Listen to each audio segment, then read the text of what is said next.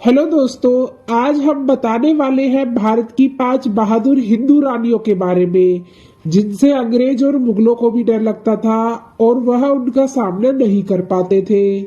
चलो इन 5 रानियों की जानकारी के लिए वीडियो के अंत तक जरूर बने रहें और जो न्यू यूजर है प्लीज सब्सक्राइब जरूर कर दें। साथ में बेल आइकन जरूर दबाएं ताकि आने वाली वीडियो आप तक पहुंच जाए। चलो वीडियो शुरू करते हैं। नंबर 1, महारानी पद्मिनी। रानी पद्मिनी राजा गंधर्व सेन और रानी चंपावती की पुत्री थी। रानी पद्मिनी का विवाह चित्तौड़ के राजा रतन सिंह के साथ हुआ था। रानी पद्मिनी की सुंदरता और वीरता के चर्चे दूर दूर तक थे।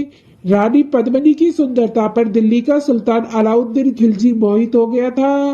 रानी को हासिल करने के लिए अलाउद्दीन खिलजी ने चित्तौड़ पर हमला कर दिया।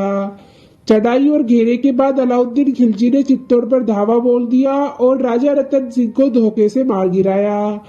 तब यह देखकर रानी पद्मिनी ने राजपूत वीरांगनाओं के साथ जौहर की अग्नि में 133 ईस्वी में आत्मदाह किया था। उल्लेखनीय है कि राणा सागा के पुत्र राणा उदय सिंह की धाई मां पन्ना धाई के बलिदान को भी कोई नहीं भुला सकता। नंबर 2, रानी दुर्गावती। महारानी दुर्गावती का जन्म 1524 में हुआ था। उनका राज्य गोंडवाना में था। रानी गावती कलिंजर के राजा कीर्ति सिंह चंदेल की एकमात्र संतान थी। राजा संग्राम शाह के पुत्र दलपत शाह से उनका विवाह हुआ था। दुर्भाग्यवश विवाह के 4 वर्ष बाद ही राजा दलपत शाह का निधन हो गया और उस समय रानी दुर्गावती का पुत्र नारायण 3 वर्ष का ही था। रानी ने शेमी गढ़मुंडा का शासन संभाला। वर्तमान जबलपुर उनके राज्य का केंद्र था। दुर्गावती के वीरता पूर्व चरित्र को भारतीय इतिहास से इसलिए काट कर रखा गया क्योंकि उन्होंने मुस्लिम शासकों के विरुद्ध कड़ा संघर्ष किया था और उनको अनेक बार पराजित किया था। अंग्रेज शासन काल में लिखे गए इतिहास और बाद में वामपंथियों द्वारा लिखे गए इतिहास में तथा कथित अकबर को महान बताया गया है। अकबर के कड़ा मानिकपुर के सूबेदार ख्वाजा अब्दुल मजीद खान ने रानी दुर्गावती के विरोध में अकबर को उकसाया था। अकबर अन्य राजपूत घरानों की विधवाओं की तरह दुर्गावती को भी रवासी की शोभा बनाना चाहता था। अकबर ने अपने कामुक भोग लिप्सा के लिए एक विधवा पर जुल्म किया, लेकिन धन्य है रानी दुर्गावती का पराक्रम की उसके अकबर के जुल्मों के आगे झुकने से इनकार कर स्वतंत्र और अस्मिता के लिए युद्ध भूमि को चुना और उनके पार शास्त्रों को पराजित करते हुए सन 1564 में बलिदान दिया। उनकी मृत्यु के पश्चात उनका देवर चंद्रशाह शासक बना और उसने मुगलों की अधीनता स्वीकार कर ली। नंबर 3 पर आती है रानी करुणावती। करुणावती राजस्थान के मेवाड़ की रानी कर्णावती को कौन नहीं जानता। एक और जहां मुगल सम्राट हुमायूं अपने राज्य का विस्तार करने में लगा था तो दूसरी ओर गुजरात के सुल्तान बहादुर शाह ने 1533 ईस्वी में चित्तौड़ पर आक्रमण कर दिया था। रानी करुणावती चित्तौड़ के राजा की विधवा थी। रानी के 2 पुत्र थे, राणा उदय सिंह और राणा विक्रमादित्य।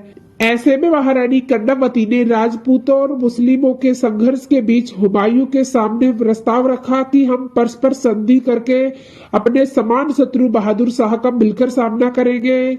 मुगल सम्राट हुमायूं ने रानी का प्रस्ताव स्वीकार कर लिया। हालांकि हुमायूं किसी को भी नहीं बख्शा था, लेकिन उसने दिल में रानी कर्णावती का प्यार अच्छे से उतर गया और उसने रानी का साथ दिया।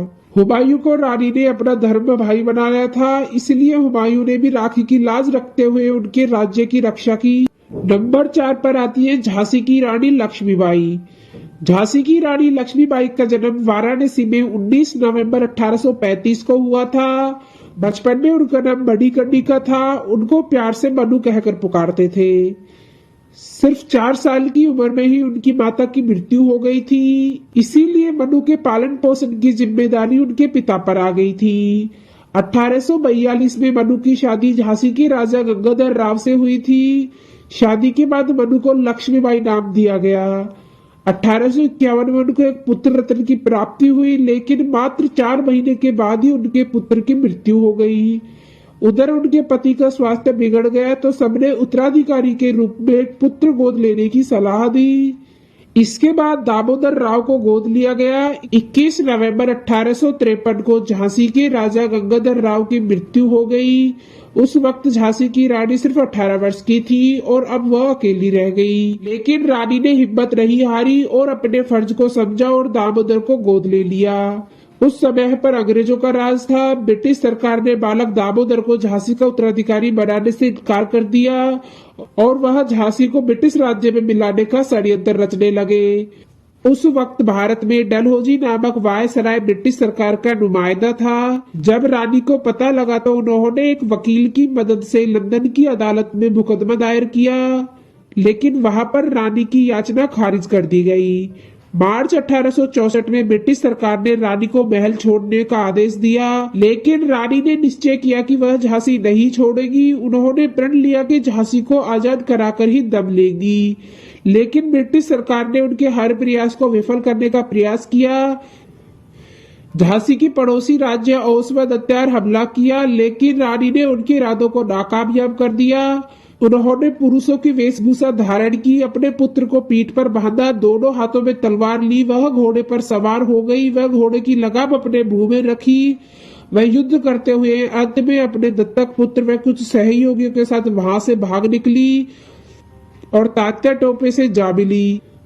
अंग्रेज और उनके चाटुकार भारतीय भी रानी की खोज में उनके पीछे लगे हुए थे। तात्या टोपे से मिलने के बाद रानी लक्ष्मीबाई ने ग्वालियर के लिए कूच किया। देश के गद्दारों के कारण रानी को रास्ते में फिर से शत्रुओं का सामना करना पड़ा। वीरता और साहस के साथ रानी ने युद्ध किया और युद्ध के दूसरे दिन ही 18 जून 1858 को महानायिका लक्ष्मीबाई लड़ते लड़ते वीर गति को प्राप्त हो गई थी। नंबर 5 पे आती है राजकुमारी रत्नावली। जवलमेर नरेश महारावल रत्ना सिंह ने जवलमेर किले की रक्षा अपनी पुत्री रत्ना को सौंप दी थी। इसी दौरान दिल्ली के बादशाह अलाउद्दीन खिलजी ने किले को घेर लिया, जिसका सेनापति मलिक काफूर था। किले की चारों ओर मुगल सेना ने घेरा डाला रखा था, किंतु राजकुमारी रत्नावली से घबराई नहीं और सैनिक वेश में घोड़े पर बैठी किले के बुर्ज व अन्य स्थानों पर घूम घूम कर सेना का संचालन करती रही। अंत में उसने सेनापति काफूर सहित 100 सैनिकों को बंदी बना लिया। सेनापति के पकड़े जाने पर मुगल सेना ने किले को घेर लिया। किले के भीतर का अन्न समाप्त होने लगा। राजपूत सैनिक उपवास करने लगे। रत्नावली भूख से दुर्बल होकर पीली पड़ गई, किंतु ऐसे संकट में भी राजकुमारी रत्नावली द्वारा राजा धर्म का पालन करते हुए अपने सैनिकों को रोज 1 मुट्ठी और मुगल बंदियों को 2 मुट्ठी अनाज दिया जाता था। अलाउद्दीन खिलजी को जब पता लगा कि जैसलमेर किले में सेनापति कैद है और किले को जीतने की आशा नहीं है, तो उसने महारावल रत्ना सिंह के पास संधि प्रस्ताव भेजा। राजकुमारी ने एक दिन देखा कि मुगल सेना अपने तंबू डेरे उखाड़ रही है और उसके पिता अपने सैनिकों के साथ चले जा रहे हैं। मलिक काफूर जब किले से छोड़ा गया तो उसने कहा, यह राजकुमारी साधारण लड़की नहीं है, यह तो वीरांगना के साथ देवी भी है। उन्होंने खुद भूखी रहकर हम लोगों का पालन किया, यह पूजा करने योग्य है। दोस्तों, आपको भारत की बहादुर हिंदू रानियों की जानकारी कैसी लगी, प्लीज कमेंट बॉक्स में जरूर बताना और यह भी जरूर बताना कि कौन सी रानी आपको ज्यादा पसंद है। और हमारे चैनल को प्लीज लाइक और सब्सक्राइब तो जरूर कर देना। ऐसी वीडियो बनाने में बहुत मेहनत लगती है, बस आपका प्यार और सपोर्ट चाहिए। चलो मिलते हैं नेक्स्ट वीडियो में, जब तक के लिए अपना ख्याल रखना। धन्यवाद।